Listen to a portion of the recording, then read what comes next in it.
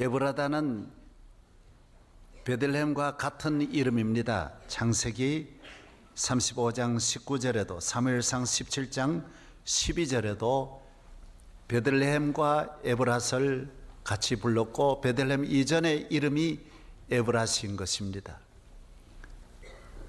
만왕의 왕께서 이 땅에 오실 때 유대 땅에 오시고 베들레헴에 오시는 것을 성경은 예언하고 있습니다.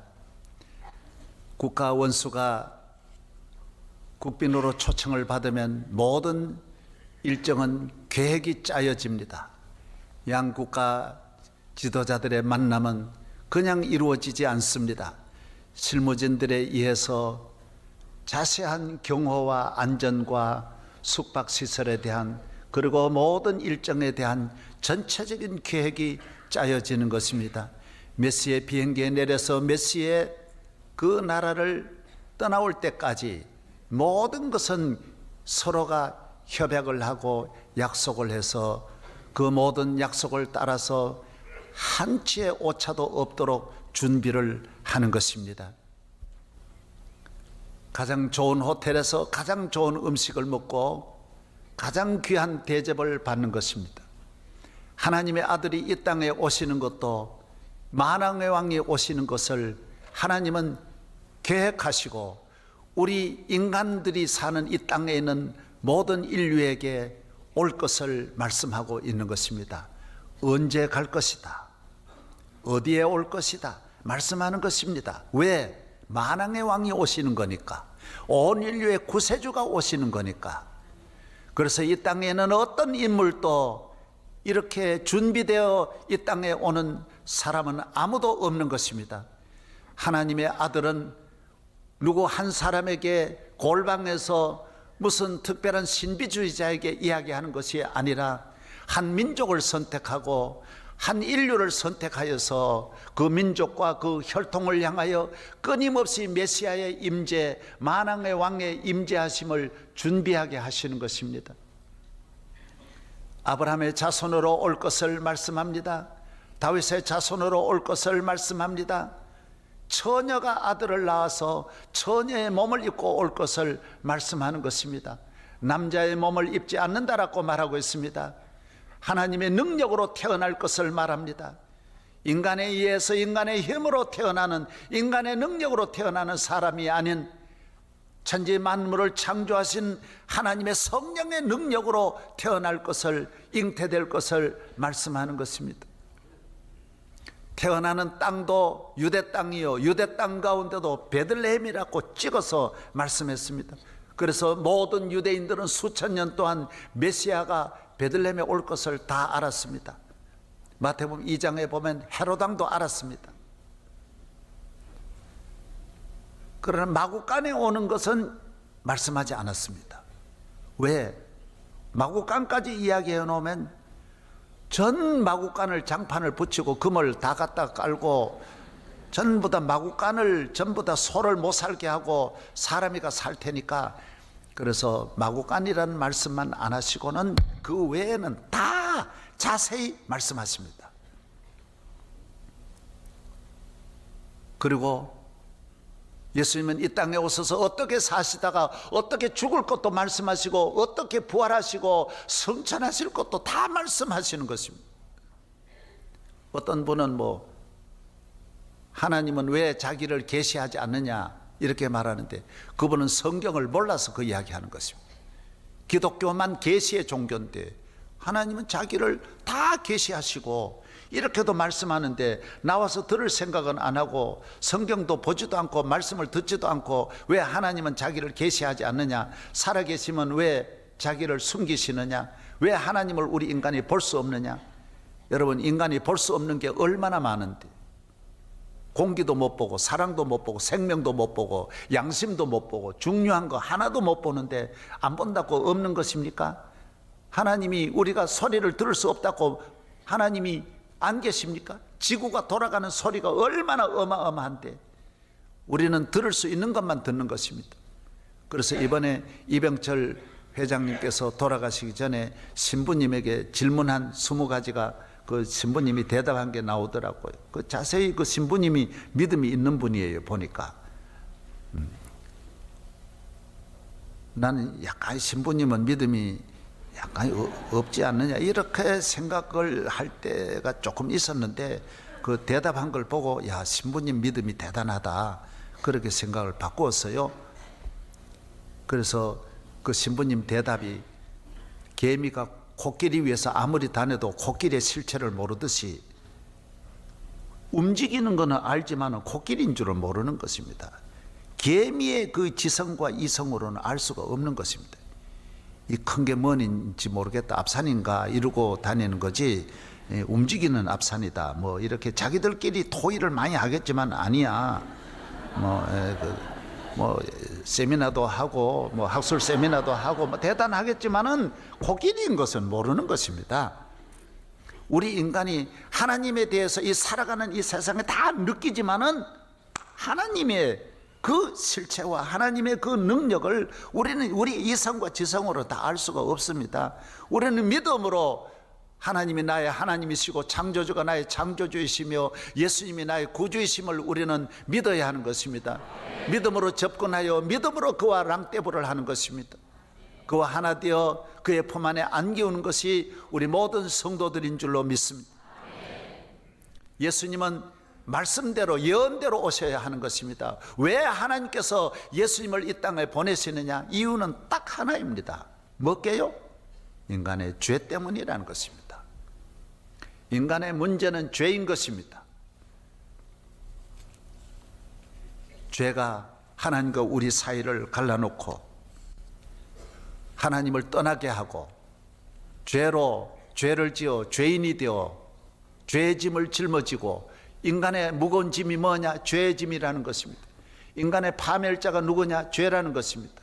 인간의 죽음이 어디서 오느냐? 죄값으로 오는 것입니다. 그래서 예수 믿으면 왜 영원히 사느냐? 죄 사함 받으니까 영원히 사는 것입니다. 불행의 뿌리는 어디냐? 죄에서 오는 것입니다. 인간관계에서 갈등하고 미워하고 시기하고 낙심하고 좌절하고 다 죄로 오는 것입니다. 마음이 우울하고 답답하고 마음에 괴로움이 있고 절망하는 거 다 죄라는 것입니다.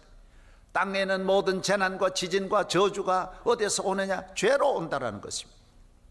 가정의 문제도 죄요, 국가의 문제도 죄요, 개인의 문제도 성경은 죄라는 것입니다. 하나님의 아들이 아니면 인간의 죄는 해결할 수 없다라는 것입니다.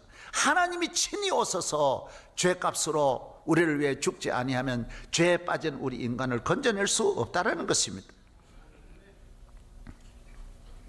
제가 한 몇 년 전에 국세청에 한번 초청을 받아서 설교하러 가게 됐어요. 그래 갔더니 그 모두 서울 본청만 모이는 것이 아니라 지방청이 많더라고요. 전부 대절해가지고 전국에는 지방청에서 다 와서 예배를 드렸어요. 가니까 그래요. 아유 목사님, 우리는 목사님 모시려고 40일 동안 릴레이 기도를 했습니다. 그래. 아유 뭐 내가 아무것도 아닌데 은혜 받기 위해서 우리 이렇게 사모하고 기다렸습니다. 저는 참 주의 종이니까 어디로 마음껏 가서 이렇게 복음을 전하고 국세청에 가도 기쁨으로 복음을 전하고 그 참 너무 행복해요. 기업가를 국세청에서 부르면 얼마나 불안하겠어요. 예. 국세청 조사국에서 잠깐 만날 일이 있습니다. 잠깐 다녀가시기를 바람. 부릉시에는 소환할 수 있음. 막 이렇게 딱 적어가지고 보내놓으면 기업가는 벌벌벌벌 떨 거예요. 저는 경찰서나 검찰청에나 대법원에나 항상 복음을 전하니까 뭐 어디든지 이렇게 기쁨으로 가서 성령 충만하세요, 예수 믿으세요, 구원 받으세요, 할렐루야, 얼마나 기쁜지 모릅니다. 그분들은 40일 동안 준비 기도하고 저를 맞이했는데 준비 기도 하나도 안 하고 이래 금방 나오셔서 은혜 받으시 여러분은 아주 은혜인 줄로 믿습니다. 그래 나는 그거 갔다가 오히려 은혜를 받고 왔어요. 너무 내 세상에 거기같이 은혜를 받은 데가 없어요. 얼마나 엉엉 울고 돌아왔는지. 설교하기 전에 그분들이 준비한 전국에 있는 그 모두 교인들이 다 모여가지고 국세청 직원들이 다 모두 모여서 제가 가기 전에 일부에 잠깐 무슨 연극을 하는 거예요. 자기들이 만든 독창도 하고 이렇게 순서를 하는데 무대도 간단해요. 흰 천을 뒤에 이렇게 양쪽에 들고 그 뒤에 5명이 남자 2명, 여자 3명이 뒤에 있다가 한 명씩 나오는 거예요. 한 여자가 나오더니 죄 때문에 엉엉 울고 가슴을 쥐고 몸부림치며 하는 그런 연기를 하는 거예요. 그 다음에는 막 우울증에 걸린 여성이 막 답답하고 속상하고 괴로워가지고 막 몸부림치는 그 여인의 모습으로 나오는 거예요. 3번째는 다리가 아파가지고 막 고통스러워하는 여인이 나오고, 그 다음에는 이제 남자가 소경이 된 장님이 또 한 분 나오는 거예요. 더듬거리면서 나오는 거예요. 또 마지막에는 또 병든 분이 또 그렇게 막 질병으로 고통당하는 분이 나오는 거예요. 그 다음에는 마지막에 누가 나올게요? 누가 나오겠어요? 그 생각해봐요. 5분이 먼저 나왔으니까. 그렇게 모르세요? 그 다음에 예수님이 나오는 거예요. 예수님이 딱 나오세요. 예수님이 한 분 한 분 손을 얹는 거예요. 낫겠어요? 안 낫겠어요? 낫는 거죠. 놀라운 일이 일어나는 거죠. 그것 때문에 감동할 사람 별로 없잖아요. 여러분도 감동 안 오죠? 다 듣는 거 다 이해하잖아요. 나도 거기까지 같으면 감동을 안 받았어. 물론 그것도 감동이지만은 늘 우리가 아는 거니까, 듣는 거니까. 그래서 소경도 눈을 떠 너무 기쁘고 막 죄 많은 그 여인이 용서받고 너무 기쁘고, 다리 아픈 분도 다 치료받아 너무 기쁘게 다니고, 마음에 무거운 짐도 다 벗고 얼마나 기쁜지 말할 수 없는 거죠. 그런데 놀라운 것은 다리 아픈 여인의 손을 얹으면서 그 여인은 기적이 일어나고 너무 기쁜데 그 아픈 것이 예수님에게로 가는 거예요. 이 여인의 아픔이 예수님에게로 가서 예수님이 손을 얹고는 본인이 다리가 아파하는 거예요. 견딜 수 없이 아파하는 거예요. 죄인의 그 머리에 안수하여 죄인은 깨끗함을 얻지만은, 기쁨을 얻지만은 그 말할 수 없는 죄인의 무거운 마음의 고통과 아픔은 예수님이 가져가는 거예요. 예수님이 소경이 되는 거예요. 예수님이 채찍에 맞으면서 아픔을 경험하는 거예요. 그 마음에 말할 수 없는 고통을 당하는 거예요. 기독교는 이거예요. 이걸 아셔야 돼요. 이 세상에 모든 인생은 그냥 가르칠 뿐이에요. 또 조금 잘하는 분은 있으면서 선을 행할 뿐이에요. 도와줄 뿐이에요. 그러지 말았고 위로해 줄 뿐이에요. 내 아픔을 대신 맞아주시고 내 죄를 대신 져주시고 내 죽음을 대신 져주시리는 이 땅에 어떤 종교도 없어요. 공자도 가르칠 뿐이에요.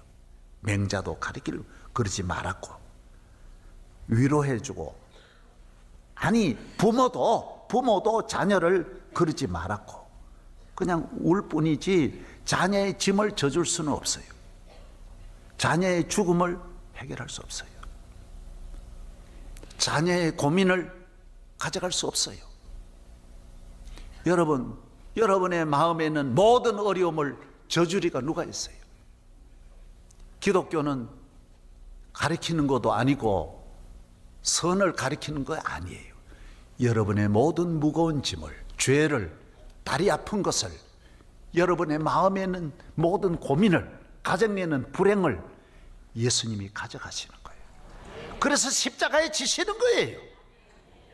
하나님의 아들이 그래서 몸부림치며 말할 수 없는, 견딜 수 없이 십자가 위에서 죽으시는 거예요.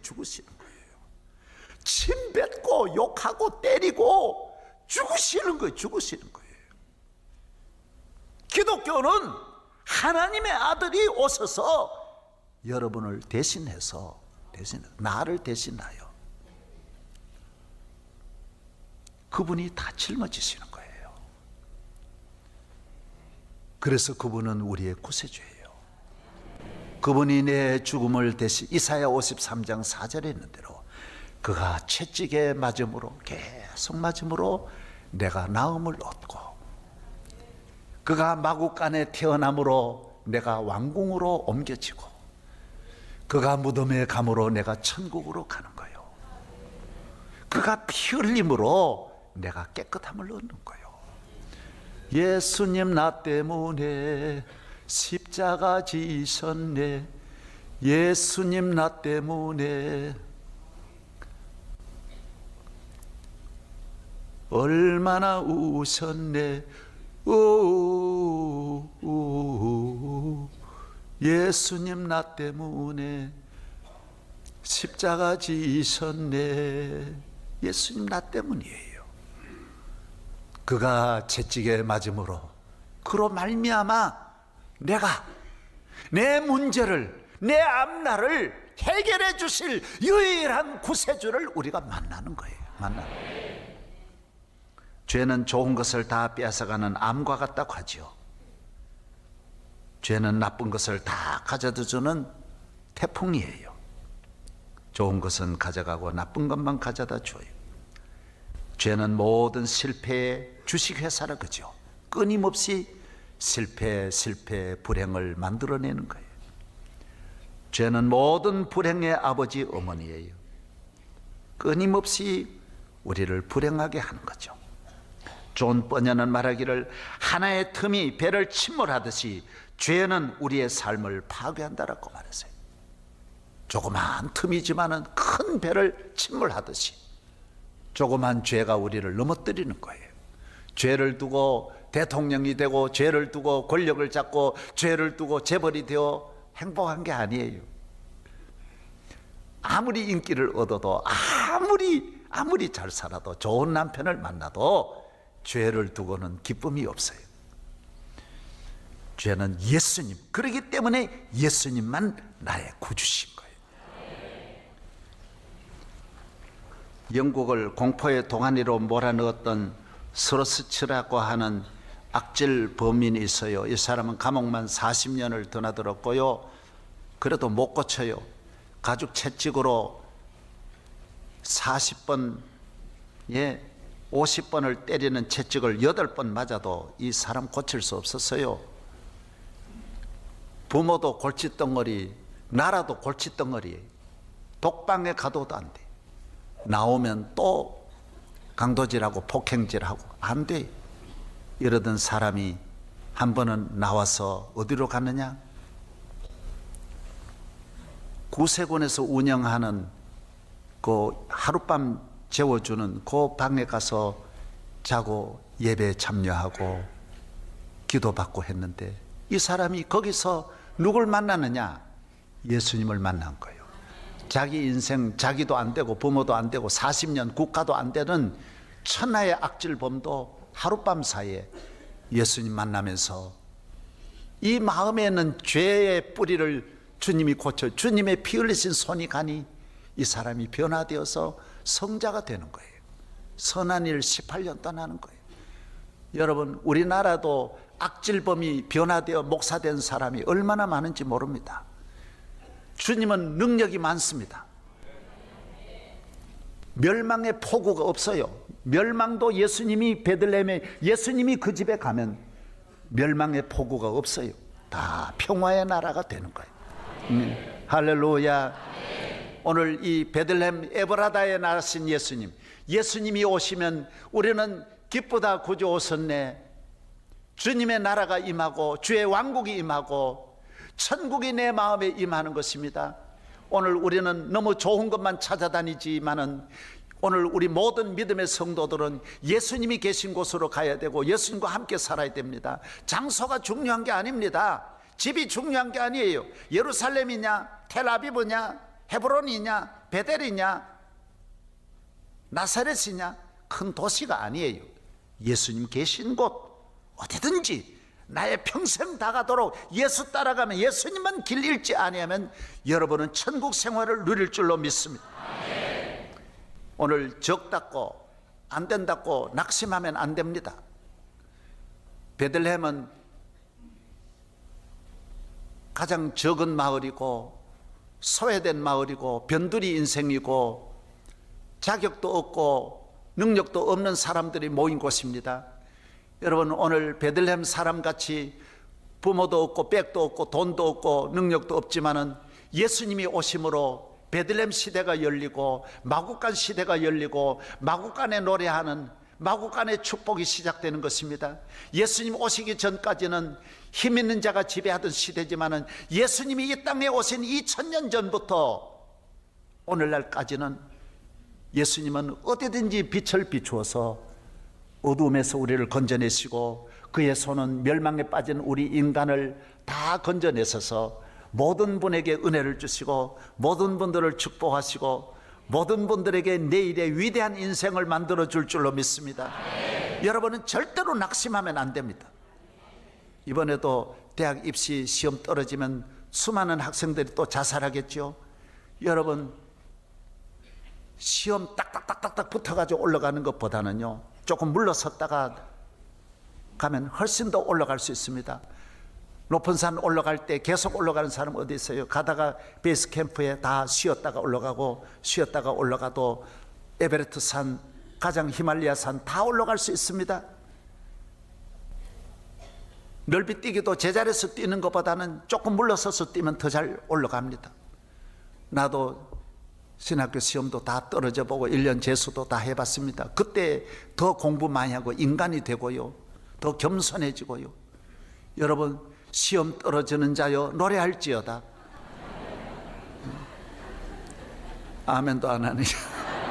다 쭉쭉 잘 뛰어서 잘 나가는 게 아닙니다.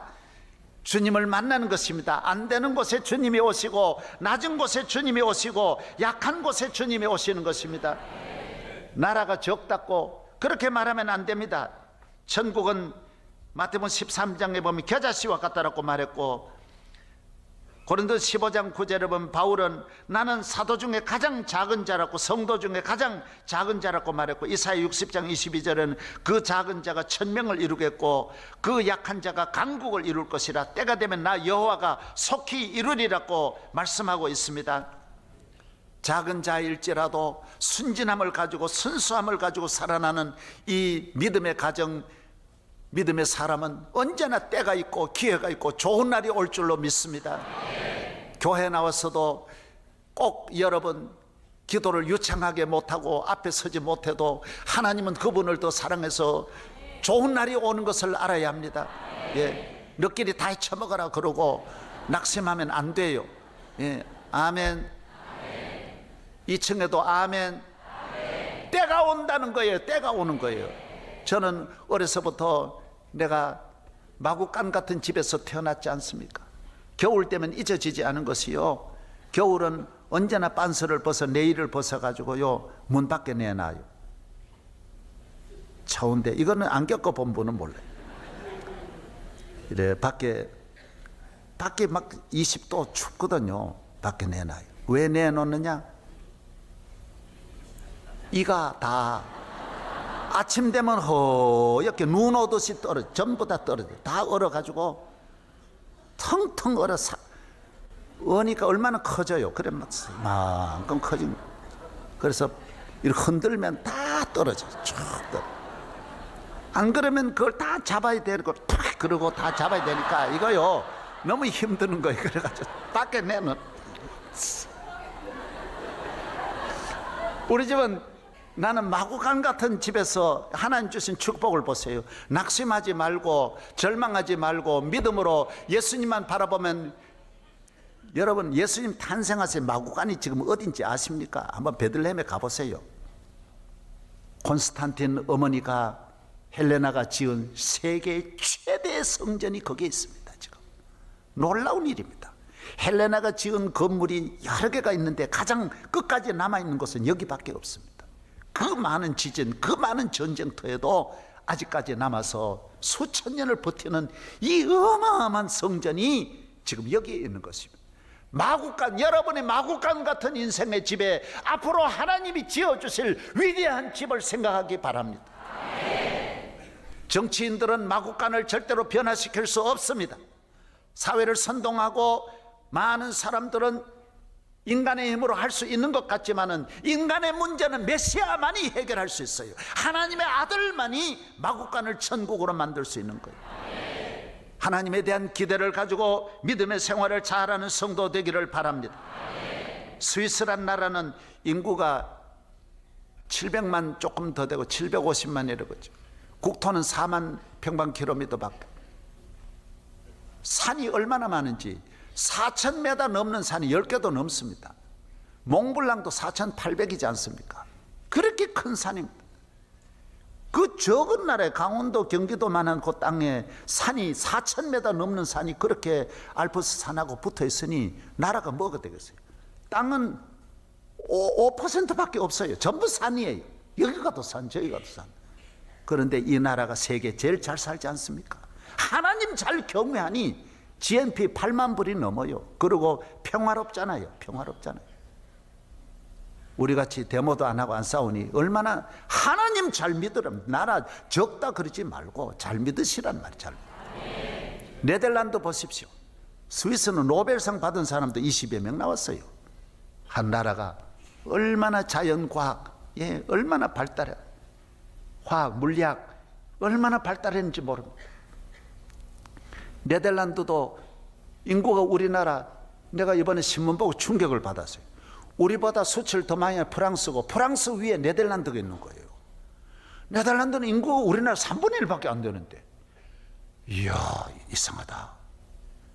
네덜란드 친구 지난번에 지도자가 이거 오셨어요. 네덜란드 자기 소개하면서 네덜란드는 저녁 예배도 잘 드리고 선교사도 그렇게 많이 파송하고 교인들 예배 출석을 잘한대. 유럽 가운데 네덜란드만 그렇게 잘한대. 왜 그러냐 그러니까 육지가 바다보다 낮아가지고 언제 물이 올지 모르니까 이 미들이 저분밖에 없게 그래가지고 예배 잘 참석한대요.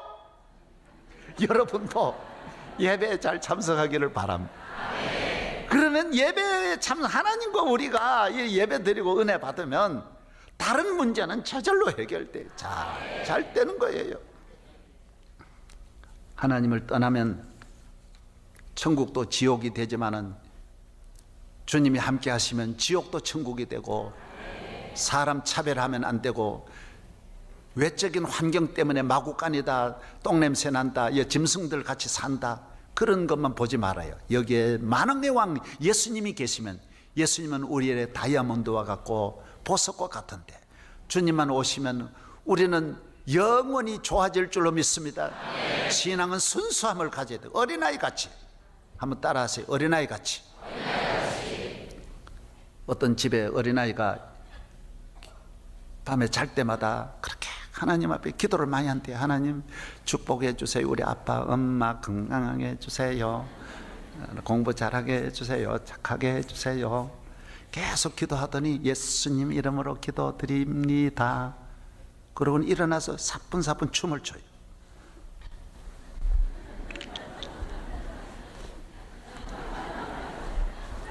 춤을 춰요. 그리고 엄마가 얘 왜 춤은 너 왜 추냐 그러니까 너무 달라고 하면 미안하잖아. 그러니까 그래가지고 하나님 앞에 춤을 춰서 하나님을 기쁘시게 하려고.